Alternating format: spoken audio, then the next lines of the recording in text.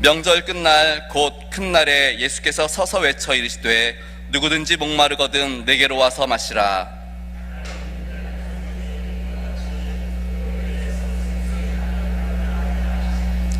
이는 그를 믿는 자들이 받을 성령을 가르쳐 말씀하신 것이라. 예수께서 아직 영광을 받지 않으셨으므로 성령이 아직 그들에게 계시지 아니하시더라.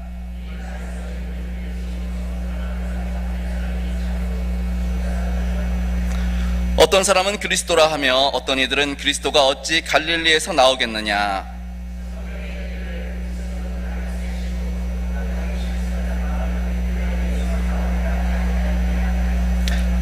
예수로 말미암아 무리 중에서 쟁론이 되니 그 중에는 그를 잡고자 하는 자들도 있으나 손을 대는 자가 없었더라. 아멘. 우리 함께 인사 나누도록 하겠습니다. 나는 축복의 통로입니다. 다시 한번, 나는 축복의 통로입니다. 우리 옆에 사람을 향해서 당신도 축복의 통로입니다. 당신도 축복의 통로입니다. 당신도 축복의 통로입니다. 아멘. 예, 항상 축복의 통로로 살아가시는 일산명성교회 성도님들 한 분 한 분 되실 수 있기를 바랍니다. 성도님들은 혹시 성경을 읽다가, 특별히 지금 계속 제가 요한복음을 보고 있는데 요한복음을 읽으면서 유난히 다른 성경에 비해서 물에 관련된 이야기가 많이 나오고 있다는 것을 좀 아십니까? 요한복음 2장에서는 가나의 혼인잔치 이야기하면서 물과 포도주에 관련된 이야기가 나오죠. 그리고 3장에서는 니고데모가 밤에 찾아옵니다. 그랬더니 예수님께서 거듭남에 대해서 말씀하시면서 물과 성령으로 거듭나야 된다라고 말씀하시지요. 4장에서는 이제 수가성에서 우물가에 있던 여인을 만나게 됩니다. 그리고 거기서 하시는 말씀이 내가 주는 물은 영원히 목마르지 않는다라고 말씀을 하시지요. 그리고 5장에서는 베데스다 연못이 등장합니다.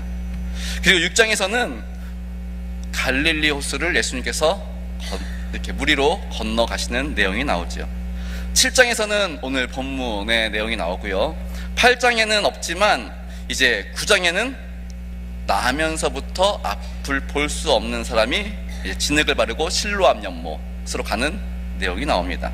그리고 이제 좀 떨어져서 13장에 가면은 예수님의 발을 씻기는 그 이야기가 나오게 되고요. 그리고 21장 가면 다시 이제 또 갈릴리 호수에서 물고기를 잡고 있는 제자들의 이야기가 나옵니다. 왜 요한복음에는 물에 관한 이야기가 많은지 오늘 본문을 좀 보면서 좀 생각해 보시는 시간 되었으면 좋겠습니다. 오늘 본문의 시작은 명절 끝날 곧 큰 날이라고 시작하고 있는 것을 보게 됩니다. 기억하세요? 지금이 어떤 명절인지 기억하세요? 지금이 요한복음 7장에 어떤 지금 명절인지 초막절, 초막절이 계속 이어지고 있습니다. 초막절 절기 마지막 날에는 특별히 해야 할 일, 여러 가지 일들이 정해져 있습니다. 그 중에서 이 날은 그동안 지나온 날들에 대해서 죄를 용서받을 수 있는 마지막 날이라고 해서 큰 구원의 날이라고 이름을 붙이기도 했습니다. 초막절 마지막 날, 초막절 아침마다 뭐 한다고 그랬어요? 제사장이 번제단에다가 물을 이렇게 쭉 붓는 그 행사가 있다고 말씀드렸습니다. 마찬가지로 마지막 날도 이제 그 행사를 하게 되는데 이제 그때 예수님께서 오늘 본문의 말씀을 하시는 겁니다. 우리 다시 한번 본문 37절 38절 말씀 함께 읽도록 하겠습니다. 시작. 명절 끝날 곧 큰 날에 예수께서 서서 외쳐 이르시되 누구든지 목마르거든 내게로 와서 마시라. 나를 믿는 자는 성경의 이름과 같이 그 배에서 생수의 강이 흘러나오리라 하시니. 아멘. 지금 번제단에다가 이렇게 물을 부으면 어떻게 됩니까? 그 물이 번제단 밑으로 해서 이렇게 쫙 흘러내리겠죠. 그거를 보면서 예수님께서 얘기합니다. 내게로 와라. 그리고 나를 믿는 자는 생수의 강이 흐르듯이 이렇게 물이 이렇게 흘러내리듯이 내 배에서 생수의 강이 흐를 것이다 라고 말씀하고 있는 겁니다. 오늘 우리는 이 예수님의 말씀에서 두 가지 이미지를 떠올릴 수 있습니다. 첫 번째는 구약에서 애굽 백성들이 구약 애굽에서 나온 이스라엘 백성들이 광야에서 거주할 때 그들이 물을 종종 어디서 얻었지요? 반석에서, 바위에서 물을 얻었던 사건들이 있습니다. 그리고 성경 시편을 보시면 하나님에 대해 하나님은 나의 피난처, 산성, 요새, 방패, 반석이라는 표현들도 종종 볼 수 있습니다. 광야에서 물이 필요할 때, 그 사막 한가운데서 물이 필요할 때 반석을 깨서 물이 나왔다는 것은 반석이신 예수 그리스도의 몸을 깨서 거기서 나오는 물을 마시는 것이다 라고 누가 얘기했을까요? 사도 바울이 이야기를 했습니다. 우리 한번 사도 바울이 어떻게 이야기했나 우리 고린도전서 10장 1절로 4절 말씀 함께 읽어보도록 하겠습니다. 시작. 형제들아, 나는 너희가 알지 못하기를 원하지 아니하노니 우리 조상들이 다 구름 아래에 있고 바다 가운데로 지나며 모세에게 속하여 다 구름과 바다에서 세례를 받고 다 같은 신령한 음식을 먹으며 다 같은 신령한 음료를 마셨으니 이는 그들을 따르는 신령한 반석으로부터 마셨음에 그 반석은 곧 그리스도시라. 아멘. 사도 바울은 반석에서 나오는 그 물을 마심으로 이스라엘 백성들이 살았던 것은 바로 예수 그리스도의 보혈의 피로 말미암아 된 것이다 라고 지금 말하고 있는 것입니다.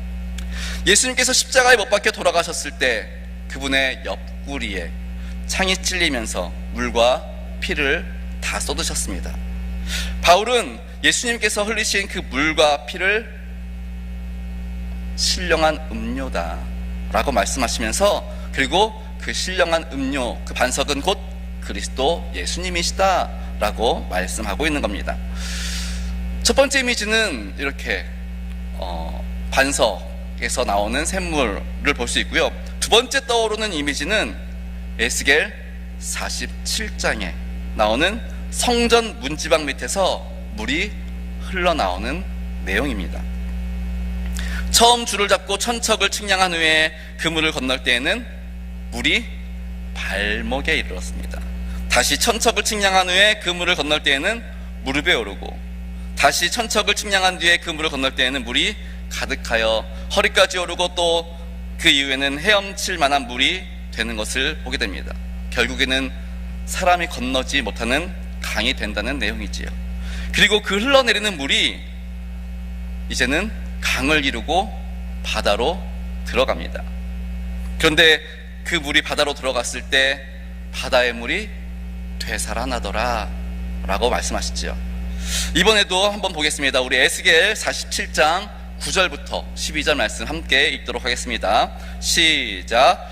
이 강물이 이르는 곳마다 번성하는 모든 생물이 살고 또 고기가 심이 많으리니 이 물이 흘러 들어가므로 바닷물이 되살아나겠고 이 강이 이르는 각처의 모든 것이 살 것이며 또 이 강가에 어부가 설 것이니 엔게디에서부터 에덴글라임까지 금을 치는 곳이 될 것이라.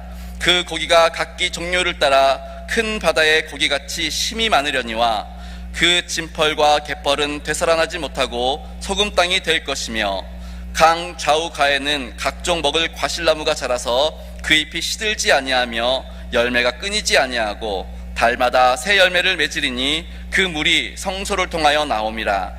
그 열매는 먹을 만하고 그 잎사귀는 약 재료가 되리라. 아멘.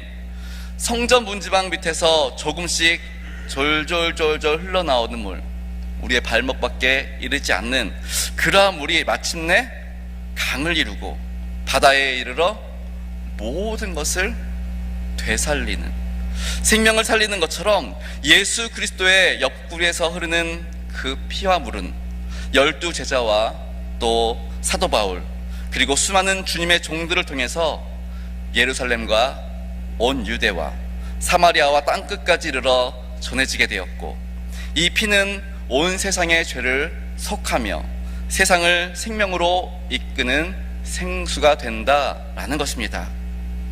그런데 오늘 본문 39절을 보니까 그 생수의 강이 뭐라고요? 성령이다 라고 말씀하고 있는 것을 볼 수 있습니다. 본문의 말씀대로라면 성령은 예수 그리스도를 통해서 우리에게 주어지는 것입니다. 예수님은 요한복음 16장에서 성령이 오실 것에 대해 말씀해 주시는데 한 가지 조건이 있습니다. 어떤 조건인지 혹시 기억나시나요? 예수님이 이 땅에 없어야 성령께서 오신다는 겁니다. 예수님께서 원래 계셨던 곳으로 가셔야 내가 성령을 보내주겠다라는 것이지요. 그러니 예수님이 없이는 성령님이 있을 수 없는 것입니다. 이게 되게 중요합니다. 우리는 늘 성령님과 함께하기를 원하고 성령 충만하기를 원하지만 진짜 중요한 것은 성령님이 아니고 누굽니까? 예수님이라는 사실입니다. 칼빈은 이렇게 말합니다. 우리의 전 존재가 타락해서 우리 안에 그 어떤 것으로도 하나님을 알 수 없다라고 말하지요. 그런데 우리가 어떻게 하나님을 알게 되었습니까? 이 또한 예수님이 이 땅에 오셔서 예수님을 통해서 우리는 하나님을 알게 된 것입니다. 그러니까 예수님이 아니고서는 하나님을 알 수 없는 것이지요. 정리하면 그렇습니다. 우리는 예수님을 통해서 하나님을 알 수 있습니다. 또 예수님을 통해서 성령님을 선물로 받게 됩니다. 반대로 말하면 예수님이 없이는 하나님을 알 수도 없고요, 예수님이 없이는 성령을 받을 수도 없다라는 것입니다. 그런데 예수님을 모르는데 성령 받았대요. 예수님을 모르는데 하나님의 임재를 경험했대요. 이건 거짓말입니다. 그러니까 이단들이 이런 거짓말들을 하는 것이지요. 왜냐하면 예수님 없이 하나님을 알 수 있고 예수님 없이 성령을 선물로 받을 수 있다면 예수님 왜 오신 겁니까 도대체? 예수님 왜 십자가 지시고 돌아가신 겁니까? 물론 예수님이 이 땅에 오시기 전 구약에서는 특별하게 하나님께서 임재 가운데 모세라든가 다니엘이라든가 특별한 사람들을 세우셔서 하나님을 알게 하시고 또 능력을 베푸시기도 하셨지만, 제가 말씀드리는 것은 지금 이 시대를 살아가고 있는 우리에게 예수님 없이 하나님을 알 수도 없고요, 또 예수님 없이 성령을 선물로 받을 수도 없다라는 것입니다. 사랑하는 우리 일산명성교회 성도 여러분, 예수님을 통해 하나님을 알고 예수님을 통해 성령을 선물로 받는다는 사실, 이거 명심하실 수 있길 바랍니다. 그래서 우리가 그 무엇보다 먼저 찾아야 하는 것, 예수님이십니다. 그러니까 예수님을 만나야, 예수님을 알아야 하나님도 알고 하나님도 만나고, 예수님을 만나야 우리 가운데 성령으로 충만함을 얻을 수 있게 된다는 것입니다. 그래서 오늘도 내일도 우리의 평생에 예수님만 바라보고 예수님만 의지하고 예수님만 찾을 수 있어야 되는 것입니다. 예수님께서 흘리신 그 십자가의 보혈이 우리에게 생수가 되어 영원히 목마르지 않으며 그 피를 먹고 마시는 자마다 성령의 도우심으로 되살아나는 능력을 경험하게 되는 줄 믿으실 수 있기를 바랍니다. 에스겔 47장의 말씀 얼마나 좋아요. 그 물이 흐르는 곳마다 되살아나는 역사가 나타나고 풍성한 역사가 나타나고 회복과 치유의 역사가 나타나더라. 그게 어디서부터? 예수 그리스도의 그 보혈의 능력에서부터 시작된다라는 것이죠. 혹시 우리 성도님들 예전에 벌써 꽤 됐습니다, 우리 패션 오브 크라이스트라는 영화 기억나시나요? 그 영화가 한때 우리 아이들을 막 끔찍하게 왜냐면 영화 처음부터 막 끔찍한 장면이 나왔죠. 예수님 돌아가시는 장면이 막 정말 리얼하게 막 피 튀기고 막 그런 장면이 나왔었죠. 근데 첫 장면은 다들 이렇게 막 선명하게 기억합니다. 마지막 장면 기억나십니까? 패션 오브 크라이스트 그 마지막 장면, 예수님께서 십자가에 못 박혀 돌아가실 때 마지막에 이제 그 군인이 창으로 이렇게 옆구리를 찌릅니다. 그때 이제 예수님께서 다 이루었다고 돌아가실 때 하늘에서 빗방울이 이렇게 떨어집니다. 근데 그 빗방울이 떨어지면서 예수님의 옆구리에서 흐르던 그 물과 피와 섞여서 그 갈보리 언덕의 그 골고다 언덕의 그 바위 틈으로 그 피가 이렇게 스며 들어갑니다. 근데 그 피가 그냥 스며 들어가는 걸로 끝나는 게 아니라 그 밑에 있는 물로 이렇게 들어가면서 그 물이 이렇게 퍼져가는 그러한 내용으로 끝납니다. 예수 그리스도의 그 보혈의 능력은 오늘도 온 땅을 적시고 있음을 믿으실 수 있기를 바랍니다. 그리고 그 피를 우리 또한 적심받아서 오늘도 우리의 삶 가운데 되살아나는 능력, 생명을 살리는 능력, 그리고 회복되는 능력, 그리고 번성하는 능력, 그 능력이 우리 가운데 임하게 될 줄 믿습니다.